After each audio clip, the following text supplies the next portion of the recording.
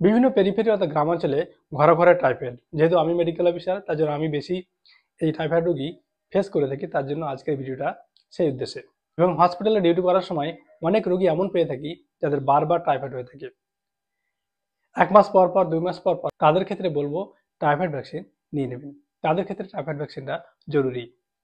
Typhoid ভ্যাকসিনটা কখন এবং কাদের নেওয়া উচিত আজকের ভিডিওর মাধ্যমে আমরা সম্পূর্ণ আলোচনা করব। টাইফয়েড ভ্যাকসিন কখন এবং কাদের নেওয়া উচিত কিছু বিষয়ের উপর নির্ভর করে।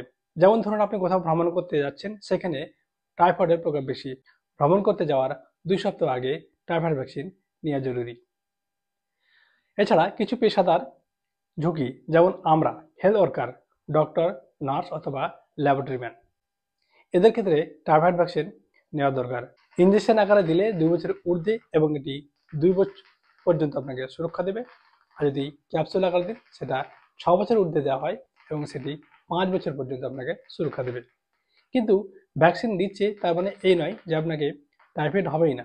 ভ্যাকসিন নেওয়ার পরেও অনেক ক্ষেত্রেও দেখা গেছে যে টাইফয়েড হয়েছে। যেমন কোভিড ভ্যাকসিন নেওয়া সত্ত্বেও আমাদের বারবার কোভিড হয়েছে, তেমনই। তবে এই টাইফয়েড ভ্যাকসিন নিলে অনেকটাই আপনাকে সুরক্ষা দেওয়ার চান্স বেশি থাকে।